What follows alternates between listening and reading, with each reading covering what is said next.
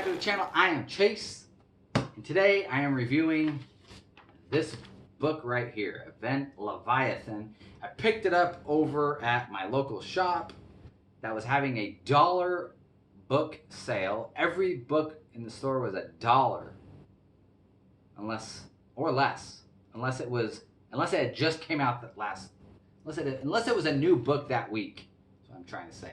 So all the books were $1, including this one. So I saw this on the shelf. I have no idea what this book was about. I only know Leviathan from Silencer. That's it. So I was curious. So I wanted to take a look at it. Brian Michael Bendis, Alex Maleev are the creators. And let's see what's going on with the Event Leviathan. What is that all about? So like I said before, the reason I got this comic book was the cover. That is ultimately the reason why I got this. I love Batman on the front, looking cool, the Green Arrow behind him, and I'm assuming that's Rorschach. And that is ultimately one of the biggest reasons that made me curious about getting it. I thought this was a new book that came out last week, and apparently it came out about 2 weeks ago. Now, to give you some background on my history with comics, I came into comics. I was a fan when I was a kid, and then I left. I wouldn't say I left, but I wasn't around comics for a long time. I would get some here and there. I was a casual, very, very casual reader. But I started getting more into comics when basically it was around the time Old Man Logan launched back in like 2015-ish, somewhere around there. And that actually isn't what got me into comics. What got me into comics was Batman Arkham Knight. That video game was coming out, and they did a prequel to that. And that is actually what made me get into comics. Because when I went to go get Batman Arkham Knight #1, so Victor Bogdanovich, if you're watching, I really loved your art in that book.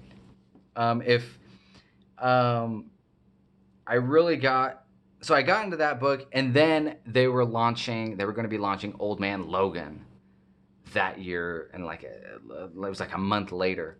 And so I was like, wow, I know there's like a movie, Old Man Logan, coming out soon. And so that got me into it. And I actually really liked that run. So I got in on Batman Arkham Knight was so-so. Anyway, the point is, what I'm saying is, since then, I've been a collector, but I'm not the smartest when it comes to comic book lore or all that stuff. I am what you would call just a good, solid fan of comic books, and that's pretty much where it ends. And my point in saying this is I had no idea about this event. Even though, I feel like I should have known about this. And I think that is honestly where DC and comic book companies kind of fall short, is they have these big events. Brian Michael Bendis, Alex Maleev, these are two huge creators coming together for a 6-issue mystery thriller of Event Leviathan. Action Comics has been leading up to this event. Why is it that I knew nothing about it? Now, you might want to say, well, Chase, you should follow the social medias. You should get on comicbookreview.com or comicbook.com, whatever. Get on the sites and you'll see the news about it. I shouldn't have to do that. That's the point. I don't have to get on certain sites to know when a movie's coming out. I don't have to get on certain sites to know when Supernatural is going to be released or whatever. I hear about it. I see advertisement for it. And something like this, I get you don't want to advertise every single book. You can't advertise every single book. But something like this, you should advertise. Now, there might be a reason why, because honestly, I didn't like this book. To be quite frank, it was fine. No, it wasn't fine. It was rather boring. So maybe that's why they didn't advertise it at all. But besides the point, like Batman Damned, like more people should have known about Batman Damned. That should not have been just a thing within the comic book community. It should, like, people should be able to read Batman Damned. People should know that Batman Damned is coming out. I love Batman Damned, if you can't tell.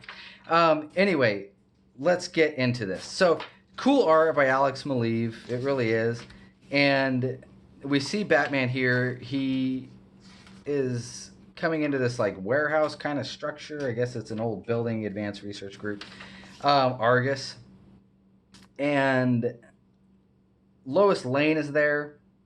And she pulls a gun on him. And this is kind of just right here. He said, did he give you that Kryptonian weapon drop? Did he who gave you that Kryptonian weapon drop you here? I got in here myself. No offense meant. It's a rational deduction. Like, what the? Batman. Okay.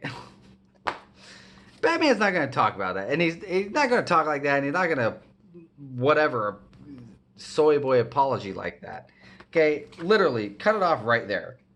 And what the heck is, did he who gave you that Kryptonian... What kind of a sentence is that? You could just be like, did whoever give you that weapon? What is going on? Anyway, it keeps going, and yeah, that's a cool spread there. And if you hear that crunching, my dog is eating right now. He's eating his dinner. And then, boom, we get a whole nice spread of words. And they're just going back and forth about... I read this yesterday. And, like, I got tired reading it. I was literally falling asleep while I was reading it. And this is kind of funny. Because Steve Trevor right here, they find Steve Trevor. And he says, you two haven't shut up since you waltzed in here. I don't know if Brian Michael Bendis is poking fun at himself for putting so much words in his comic book, but I thought that was funny because I was like, yeah, that's actually really true. Anyway, I really like I said, I really like the art. It's really moody art, and it really, honestly, I used to do cartoons, comic strips, and one of the books that I read, one of the biggest pieces of advice it said in there was, good writing can make up for bad art, but great art can never make up for bad writing. And this book is evidence of that. And it's really sad to me because I'm not hugely familiar with Brian Michael Bendis' work. This is literally my... If I have read a Bendis comic in the past, I didn't know it. I'll just say that. So this is my first time actually reading consciously a Brian Michael Bendis book. And, bro, I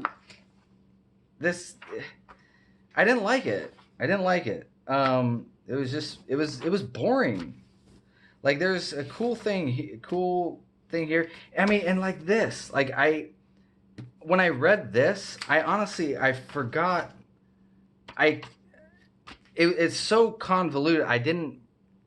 I couldn't tell who was saying what. I couldn't remember which speech bubble was whose, and that happens even more. Like here, it's like, yeah. So basically, Trevor, he talks about he was working at the Argus headquarters, and some stuff went down, blah blah blah, Independence Day, and Steve Trevor survives, and now he's here, and with Batman and Lois Lane, and yeah, I was bored. I get this event happens all in one night, and they never leave here. Like, they just never leave. And apparently that chick from here is alive. This chick, even though she got disintegrated, Steve Trevor watched. But she's alive. I didn't care. I didn't care that she was alive. Like when I saw that she was alive, I was just like it wasn't surprising because I was like, oh, is she? I thought she was dead. There was no like, oh my gosh. No, I was just, okay, I guess she's alive. So, all in all, I didn't like this book. I might get the second one just because, but I don't know. I got this for $1.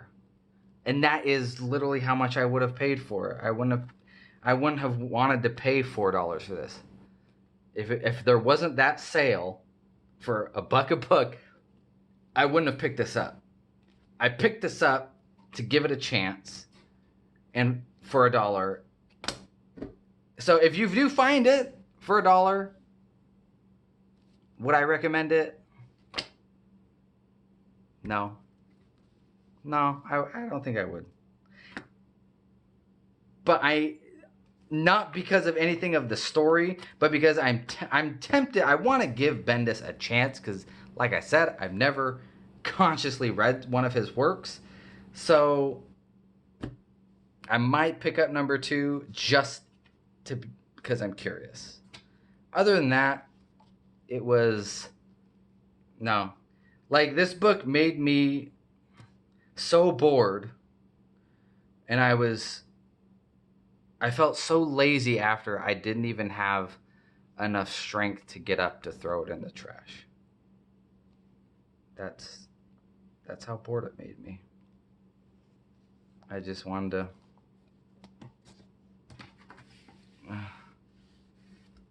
just leave. That's it. Anyway, if you like this video, go ahead and give it a thumbs up. If you're thinking, Chase, what are you talking about? This book was amazing. This book, if you liked it, let me know. Let me know why I should like this. Why should I like this book? If you can tell me that, please tell me that. Art is fantastic, but like I said, art can't save a book. If the book is junk, you can have the best art in the world, and it's not going to matter. Anyway, if you haven't already either, go ahead and hit that subscribe button and the bell for notifications. And yeah, I'll see you on the next one. Thank you guys for watching.